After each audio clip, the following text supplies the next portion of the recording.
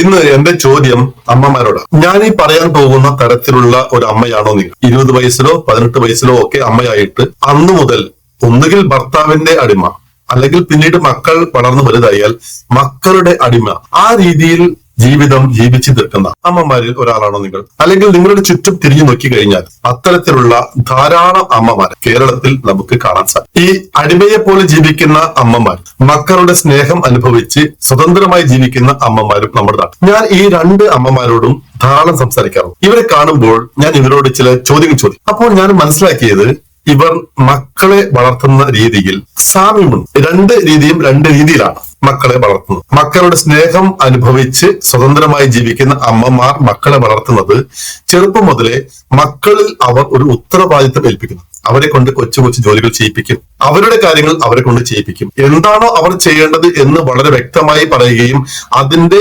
അപ്പുറത്തേക്കുള്ള ഡിമാൻഡുകൾ വരുമ്പോൾ മോനെ അത് എന്നെ കൊണ്ട് പറ്റില്ല എന്ന് വളരെ വ്യക്തമായിട്ട് ചെറുപ്പം മുതലേ അവരെ ബോധ്യപ്പെടുത്താൻ കഴിഞ്ഞ് ആ രീതിയിൽ ജീവിക്കുന്ന അമ്മമാര് മക്കൾ വലുതായി വരുമ്പോൾ അവര് അമ്മമാരെ കൂടുതൽ സ്നേഹിക്കുന്നു, അവരെ കൂടെ കൊണ്ടു നടക്കുന്നു. അപ്പോൾ പോലും അമ്മ ഒരു നോ പറഞ്ഞാൽ മക്കൾക്ക് അത് നോ തന്നെയാണ്. അതിന്റെ മുകളിൽ കയറി അമ്മയോട് നിങ്ങൾ എന്താണ് ഇങ്ങനെ സംസാരിക്കുന്നത് എന്ന് പറയുവാനുള്ള ധൈര്യം പോലും ആ മക്കൾക്ക് അമ്മയോട് ഉണ്ടാവില്ല. മറിച്ച് മക്കൾ വലുതായി കഴിഞ്ഞാലും മക്കളുടെ ആട്ടും തുപ്പും കേട്ട് മക്കളുടെ കീഴിലാണ് ഞാൻ വളരേണ്ടത്, അല്ലെങ്കിൽ എന്നെ നോക്കേണ്ടത് അവരാണ് എന്നുള്ള അടിമത്ത ഭാവം കൊണ്ട് അവർ പറയുന്നത് എല്ലാ കാര്യങ്ങളും ചെയ്തു കൊടുത്ത് വളരെ കഷ്ടപ്പെട്ട് അവസാനം ഒരുപക്ഷെ അനാഥാലയത്തിലൊക്കെ പോയി ജീവിക്കുന്ന അമ്മമാർ, അവര് മക്കളെ വളർത്തുന്ന രീതി എന്താണെന്ന് അറിയാം. ചെറുപ്പം മുതലേ മക്കൾ എന്തൊക്കെ ആവശ്യപ്പെടുന്നു അതെല്ലാം നേടി മക്കളുടെ വാശിക്ക് അവർ വഴങ്ങിക്കൊടുത്തു. അവരുടെ അടിവസ്ത്രം വരെ, ഞാൻ വീണ്ടും എടുത്തു പറയാം, ആദ്യത്തെ അമ്മമാർ അതൊന്നും ചെയ്യില്ല. പക്ഷെ ഈ രണ്ടാമത്തെ വിഭാഗമുണ്ടല്ലോ, ഈ അടിമയെ പോലെ ചിന്തിക്കുന്ന അമ്മമാർ, അവര് മക്കളുടെ അടിവസ്ത്രം വരെ കഴുകി കൊടുക്കുകയും അവരുടെ ഷൂസ് ഷർട്ട് അലക്കി തേച്ച് കൊടുക്കുക തുടങ്ങി അവരുടെ എല്ലാ കാര്യങ്ങളും ചെയ്യുന്ന ഒരു വേലക്കാരിയായിട്ടാണ് അമ്മ അവിടെ മാറുന്നത്.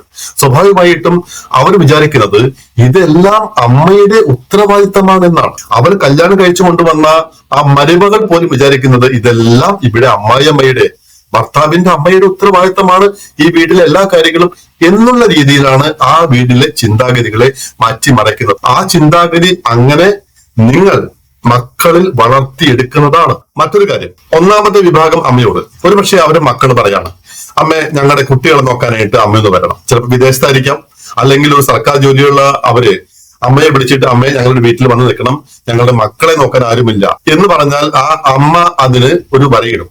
ഇത്ര ദിവസം അല്ലെങ്കിൽ കുറച്ച് ദിവസം വന്നു നോക്കും, അത് സ്നേഹം കൊണ്ട്. പക്ഷെ അവർ അവിടുത്തെ വീട്ടുജോലി എല്ലാം ചെയ്യുന്ന അടിമയെ പോലെ ആകില്ല. പക്ഷെ രണ്ടാമത്തെ അമ്മയോട് ഇവർ അധികാരപൂർവ്വം പറയും, അമ്മ വന്നേ പറ്റൂ. വരില്ല എന്നങ്ങനെ പറഞ്ഞാൽ നിങ്ങൾ എന്ത് തള്ളയാണ്, നിങ്ങൾക്ക് മനസാക്ഷിയില്ലേ?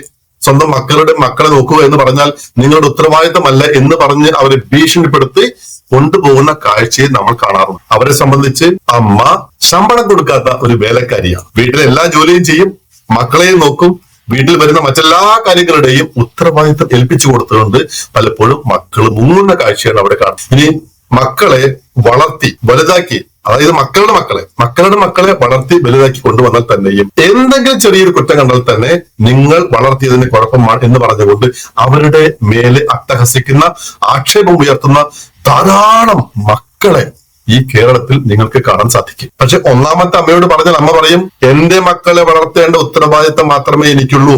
നിങ്ങളുടെ മക്കളെ വളർത്തി വലുതാക്കേണ്ടത് നിങ്ങളുടെ ഉത്തരവാദിത്തമാണ്.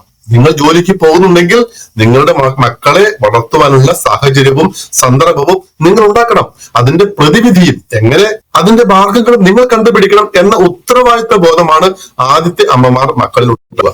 പക്ഷെ രണ്ടാമത്തെ അമ്മമാരോ എല്ലാം കണ്ടും സഹിച്ചും അടിമയെ പോലെ അവർ അത് സഹിച്ചുകൊണ്ട് മുന്നോട്ട് പോകും. ഈ ഒന്നാമത്തെ അമ്മമാരുടെ അവർക്ക് കിട്ടുന്ന വാർദ്ധക്യ പെൻഷൻ എങ്ങാനും മക്കൾ ചോദിച്ചു കഴിഞ്ഞാൽ അമ്മ പറയും, മോനെ ഈ പെൻഷനിൽ തൊട്ട് കളിക്കരുത്, ഇതെനിക്ക് വയസ്സുകാലത്ത് സർക്കാർ തരുന്ന പണമാണ്, ഇത് എന്റെ സന്തോഷത്തിന് എനിക്ക് ഉപയോഗിക്കാനുള്ളതാണ്. അവരോട് സ്വർണമോ മാലയോ പണയം വെക്കാൻ ചോദിച്ചാലും അവർ ഏകദേശം ഇത് ഉത്തരമാണ് പറയുക.